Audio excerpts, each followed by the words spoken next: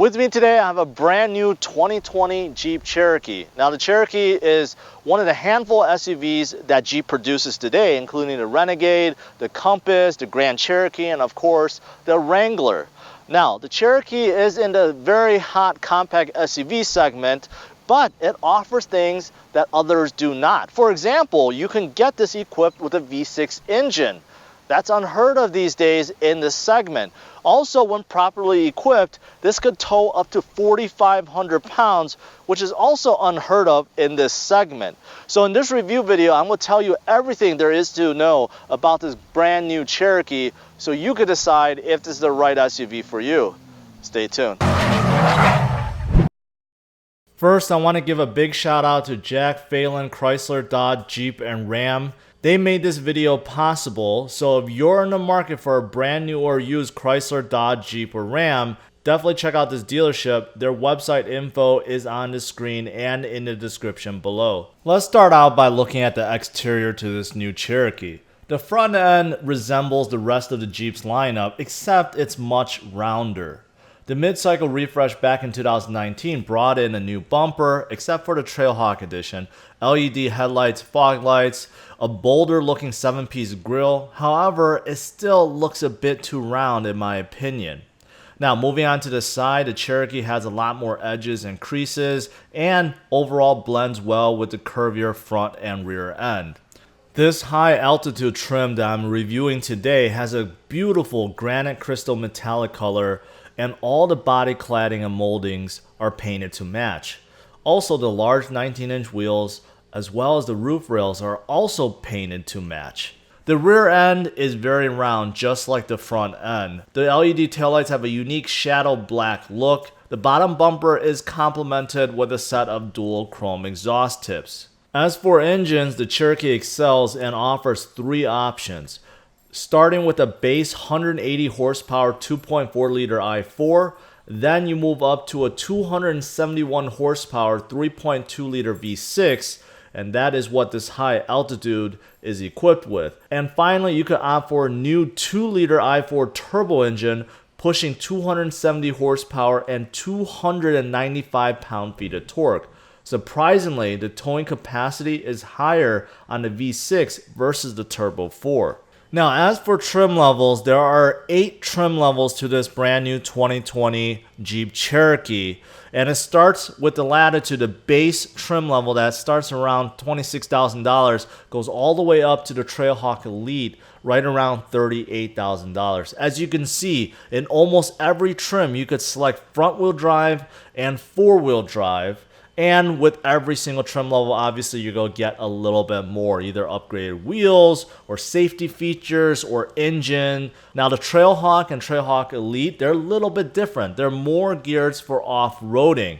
They ride an inch higher, they have skid plates, and they have off-road suspension. So those two are a little bit different than the rest. The Cherokee I'm reviewing today is the high altitude, and with all the packages and options added on, it's coming in a little bit over $42,000.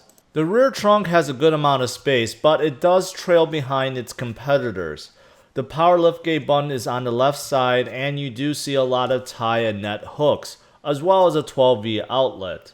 Now, looking at the rear seats, they do have 3 seat tethers on the back side. And moving on to the right, there is a large Jeep sub, as well as more tie and net hooks. Below the bottom cover reveals a small amount of hidden space and a spare tire underneath that. Lastly, there is a privacy cover to hide all of your things in the trunk. Moving on to the second row, the door opens very wide, almost 90 degrees, which makes getting in and out a breeze. Inside, you're greeted with a ton of leather starting from the door panels all the way to the seats. Now, rear passengers are treated to a pair of vents, a household outlet, and 4 types of USB ports, 2 USB-C and 2 regular. As for space, unfortunately, that's where the Cherokee struggles with. I'm 5 feet 10 and I have about 3 to 4 inches of legroom, which isn't bad, but only about an inch of headroom. The seats are adjustable, however, they do slide and lean forwards and backwards. The rear seats fold down, simply pull down the tab and they fold flat. As for car seats, there are 2 sets of car seat latches, one on each side with a spare one in the middle. Alright, so now I'm behind the steering wheel. Let me show you what it looks like up here, starting with the seats. Now, because this is the high altitude edition, everything is covered in leather. You do see Jeep stamped over here, and this leather seat looks very nice and it feels very comfortable. I'll let you know how they truly feel once I start driving. Now, if you take a look at a door panel, very Jeep-like, especially the handles. Now, moving on, take a look at the dash and this giant Uconnect screen, the infotainment 8.4-inch screen. This is one of the best in the industry. I'll get to that in a little bit. You do have some climate control. You do have the terrain select knob over here. I'll get to that in a little bit. You got a regular shifter, nice. Electronic parking, cup holders, okay. And then moving on to the gauge cluster, take a look at that one large gigantic screen, right? And of course, you do have the steering wheel. Let's start out with the steering wheel first, since I'm here already. In terms of design, it looks kind of plain to me. Doesn't look very modern. Some of the other cars I reviewed definitely have more modern steering wheels. This looks very plain to me. And in terms of the thickness, it's the right thickness, but you'll notice the 10 and 2 spot. It doesn't bulge out. You know, most steering wheels, that gets a little bit thicker because that's where you're supposed to grab when you're driving, although I know most people don't, but I would prefer to see that. And this is just the same thickness all around. And in terms of this leather quality, feels kind of slippery to me, so I'll let you guys know once I start driving. This is all controlling basically the adaptive cruise control here. You can set it, and then you can set a distance and cancel. Everything over here is for the cruise control. Now this phone control, obviously. So this controls the menu that's up there. Right now, it's just on miles per hour speedometer, but if you go down, you can see vehicle information, the coolant temperature, and you can scroll through left and right, trans temperature, oil temperature, so pretty cool. And you go down, you got driver assist. This is all the safety features that you get, whether or not it's enabled or disabled. And then here, this is fuel economy. And then you got trip. Then you got audio. And then you got messages. And then screen setup. And goes back. Now, that all looks pretty good. I will say, though, if you press this really fast, like if you press it, it doesn't really catch up. It's kind of slow to navigate from one item to another, so just keep that in mind. So moving on to the infotainment, this is one of the best in the industry. Most people agree that this is really nice, really responsive, there's no lag, and it's easy to understand. Take a look underneath. Settings, phone, nav, apps, control, climate, media. Very easy to understand. If you go into apps, you can find a whole lot of apps in here. Also, Apple CarPlay, Android Auto are standard. Now, controls, this is controlling some of the functions like heated and ventilated seats, heated steering wheel, passenger, of course, you can control the same thing, backup camera, settings. You know, the only thing is some of these things are traditionally with physical buttons, you know, usually over here, you know, or over here, there will be buttons for heated seats and so forth. So that's just something that you got to remember. And you can access it many different ways. So under controls, you could see it, but under apps, you can also see it, right? So there's a few ways to get access to it. But take a look how responsive it is. You know, it's nice and quick, no lag at all. Now, climate control, you can control everything through the screen, through touch, but you could also control it down there as well. And that's what I like. Is think, you know, a lot of times you just want to turn AC on or turn on climate control. You want to set the temperature, you know, nice and easy with these physical buttons. But you can do it through the screen as well. And of course, you do get more things that you can adjust up here.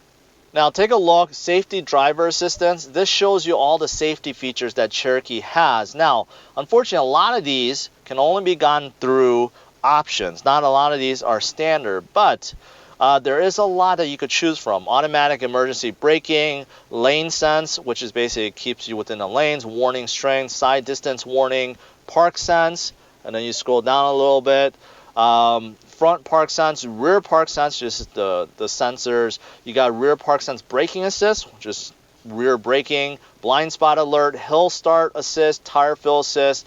So you definitely do have a lot of safety features in this Cherokee.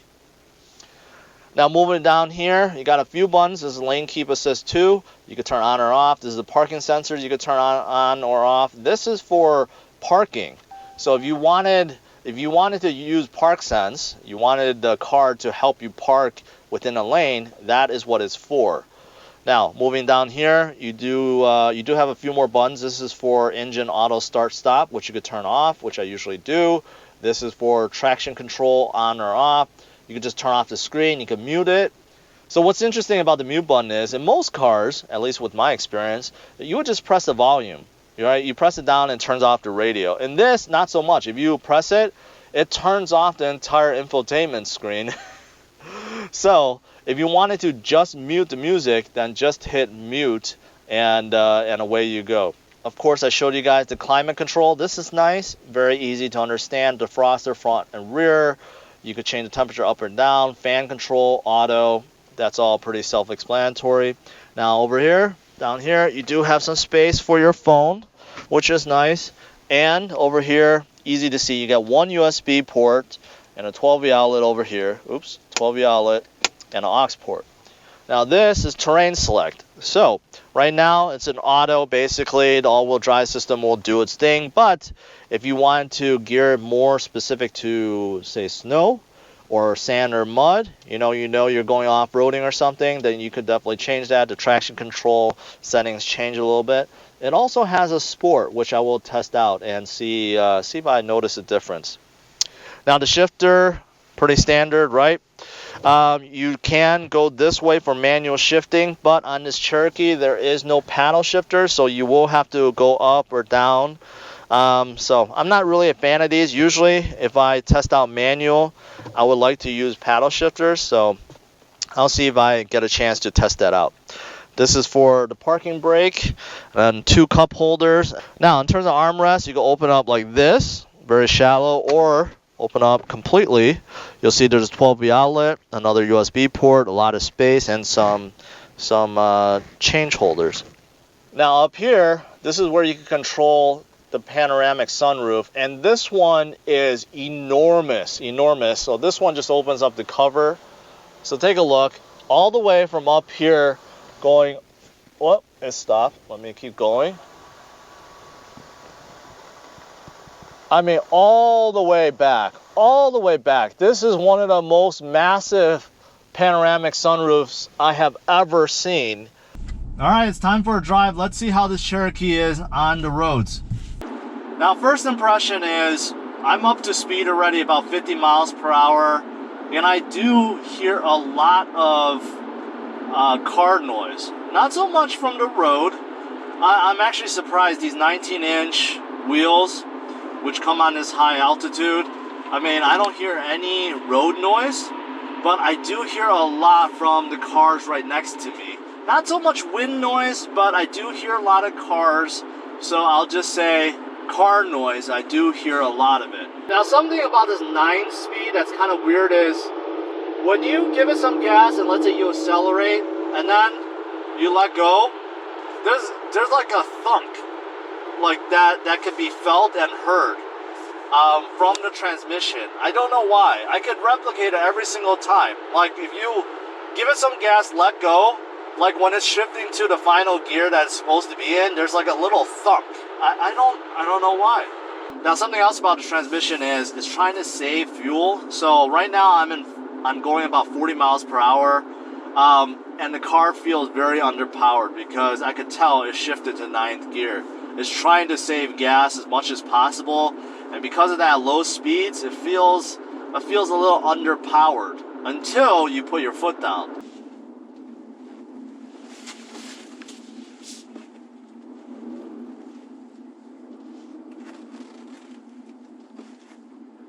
Yeah, turning radius isn't the greatest with this Cherokee. I did that very same U-turn with the Forester. I had no problems. That time, I felt like I was going to hit the mailbox ahead of me. Alright, so now I have a little bit of straightaway. I'm going to try sport mode now. I'm going to put the car in sport. Okay. And let's give it some gas.